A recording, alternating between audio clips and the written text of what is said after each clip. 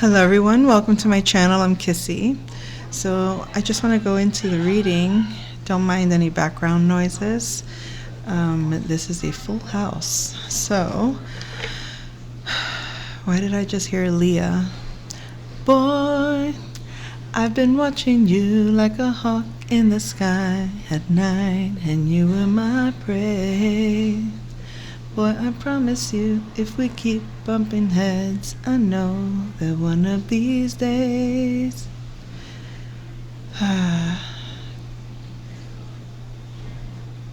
if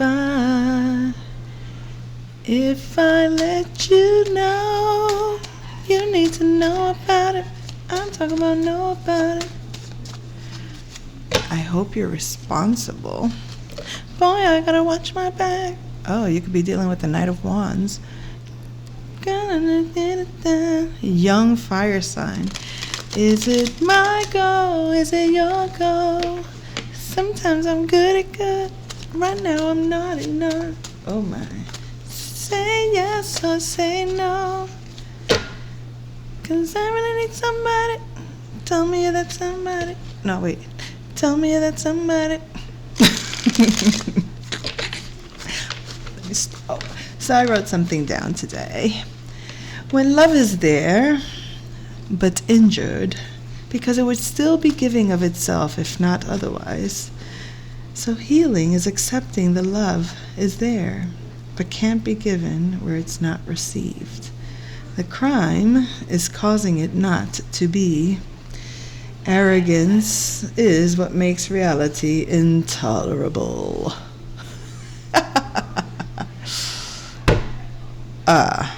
Oh my. Young Leo energy. So let's talk about love. Me.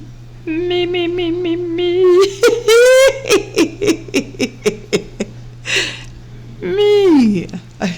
I just felt like Hermit the Frog. Oh my God, does somebody have a frog in their throat? I don't know. I don't know what is going on. There's so much information coming through, folks. So much information. Okie dokie. So first and foremost, we want to discuss love. When love is there and injured, what do we mean by that? What we're talking about is when love is there and it's injured. All right, let's get serious. Here's the thing. You could love someone so much, and you would have loved them forever. You probably would have loved and been in love with them forever. You probably would have adored them forever. You probably would have given your life to ensure that their life was happy. But something happens when they injure your love. I don't want to say kill your love, because that's the point. They can't kill your love. The worst they can do is injure it. And they injure it to the point where, because it would still be giving of itself, if not. In other words, if they don't injure your heart, you would be giving of it on automatic. You would be giving your love on automatic, non-stop, all in one direction, out to another, none in the direction of self. And so, when love is there and injured, because it would still be giving of itself if not, so healing is accepting the love is there. In other words, you heal when you realize you can love someone without having to give your heart in the direction that injures you. And I know that sounds convoluted, but let me see if I can bring it to more personal terms. You could have wanted to love someone forever, but they betray you in such a way that when giving your love to them actually hurts you instead of heals you, you're forced to stop giving your love. And that might feel like an injury to yourself, because if you're guided to love, it's like you have all this love to give. Okay, well, I want to give it in this direction. Now I can't point it in that direction. So you don't really think that you have anywhere to point it to, or maybe you do. So you point it in all these other directions. But let's say that eventually all those directions out there do the same thing, injure you, injure you, injure you. You start to say, damn, I'm going to take this love back. I'm going to give it to myself now. That's not injuring me. Maybe it does. Maybe, do I injure myself? No, actually I don't. When I love myself, I'm grateful to feel loved. I'm grateful the little bit of lovins and wovins that I get here and there. I'm happy to receive love when I receive it. So little by little, you start to heal that injured heart or that injured love. And you realize there are people that really, truly, egotistically speaking, do not deserve your love, but you can't help but love them, right? But you better help but love somebody that can't receive it, because if you keep going that direction, you're not serving them because they don't receive it, and then you're not serving yourself because you deplete it. So you have to get out of your habit of loving on automatic, because it doesn't establish a good habit. To love, love, love, love, give, give, give, give, when it's actually coming back in a way that hurts you. That just doesn't resonate, does it? So you got to ask yourself, what is this that's, returning with not love, when to me this is love, but it comes back as not love? So this is like, you could commit to someone and truly, adore on them, but they could be receiving that adoration in ways that make them resent you. Hard to understand that, because it's as simple as, I don't want to be loved by somebody I don't want to be loved by. I don't pretend that I want to receive your love. I don't pretend that I want to receive your adoration. If I don't want it, I don't want it. And I'm not going to pretend to want it. So then it doesn't make sense to allow someone to love you that you don't love, or to allow someone to love you that you want to hurt. That just doesn't make sense, does it? So it doesn't make sense. The crime is causing it not to be.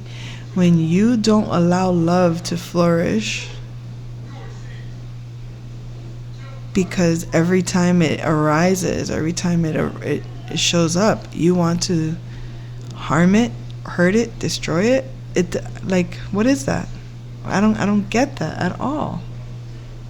Arrogance is what makes reality intolerable.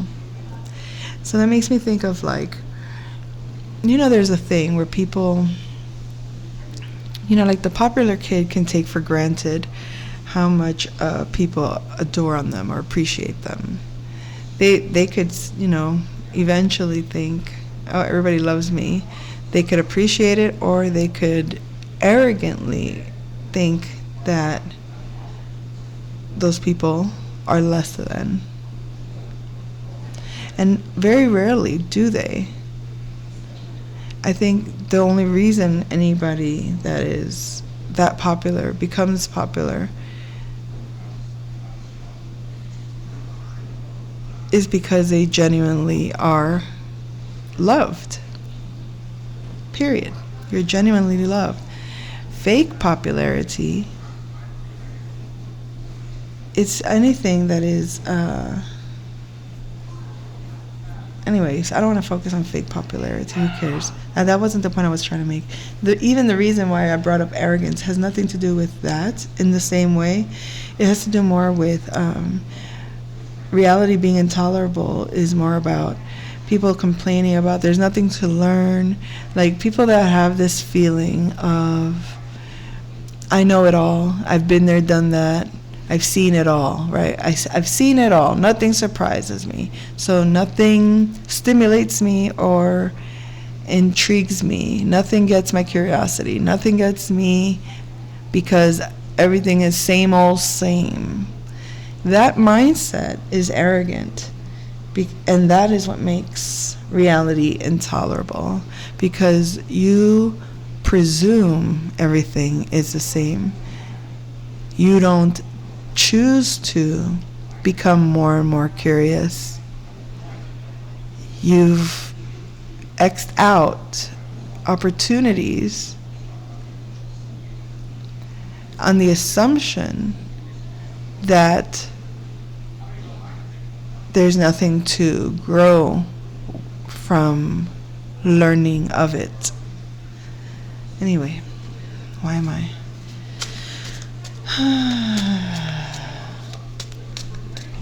I know the way I wrote it didn't really make proper English, but that's okay. I think I made my point. Oh, look at that. Is it possible that there's now a king of wands ready to become activated? So perhaps this young fire sign, Aries, Leo, Sagittarius, has now come into a king of wands status. Like they feel very powerful. They feel very grown now, or they feel very respected or seen. They feel proud. I'm proud of myself. I feel good. I feel like I've seen the light. Their hope is maybe not even their hope, but more so their inspiration has been reignited. Reignited, and it feels so good. Reunited, 'cause we understood. There's one perfect fit, and sugar, this one is it. We both are so excited, 'cause we're reunited. Hey, hey. Okay, I'm trying to sing both parts there. It's not easy. You have to hear it in my head. In your head, in your head. Zombie, zombie. Oh my, who has a zombie in the head? Death. To a queen of wands in reverse, there's some matriarchal energy that has been put to death.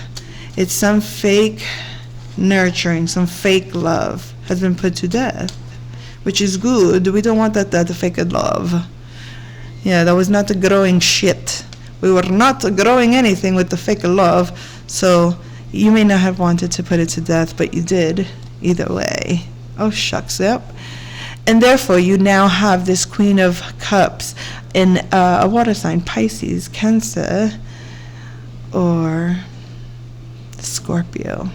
Feminine energy that is that perhaps at one point did not give you genuine love, okay, and putting it to death or putting it to rest has manifested this new energy, this new way of loving. You're not worried because you're standing pretty secure in what you offer. I feel like this Queen of Wands, I said Queen of Wands. Could it be a fire sign? Aries, Leo, Sagittarius in reverse. Could be just a mother figure, water or fire sign, a mother figure that you had to end. And let's talk about the energy, folks. All right. Let's just say they didn't have the best thoughts of you. Let's just say they resented, perhaps, or misunderstood your independence or your ability to take pride in whatever you were doing. It could be because this person missed out on things that they, their dreams didn't quite come true, didn't quite come to fruition, or there was mistakes in the past that didn't get resolved and now they want to fix it. So that feeling of like,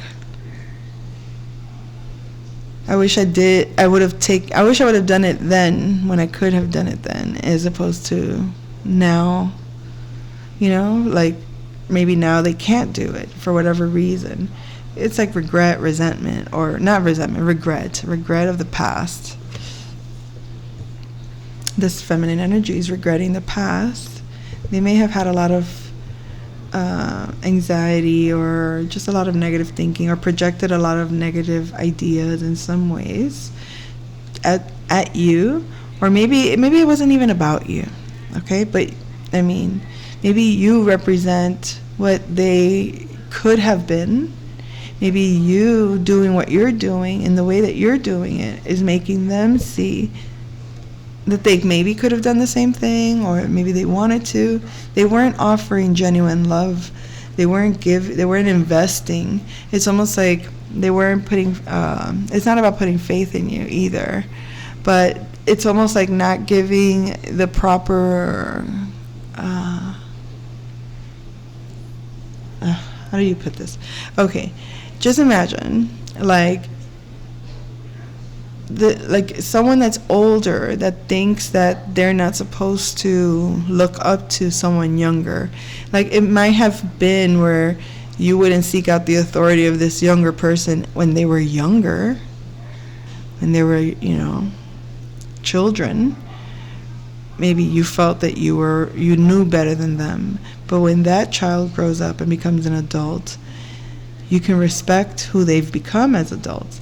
But it's almost like this person still saw a child version of you, or didn't even see the adult version of you.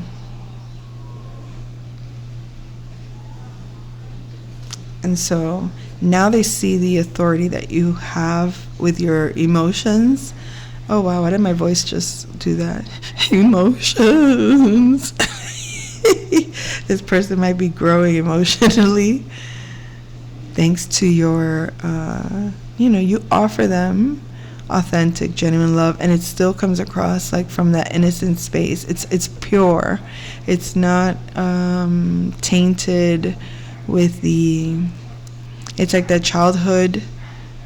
The love of a child is very pure, right? You never lost that pure love that you offer.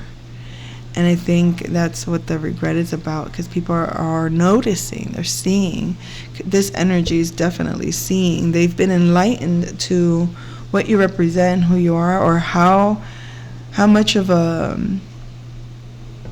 grasp you have on reality, on the reality of what you feel, what you offer, true emotional support, true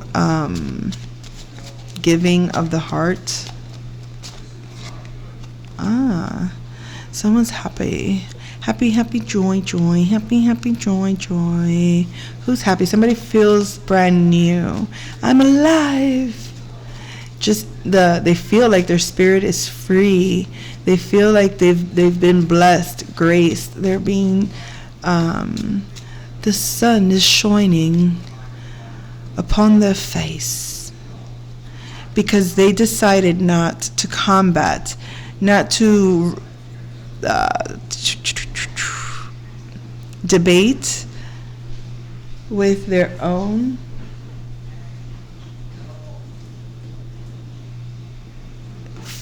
hold that thought, folks.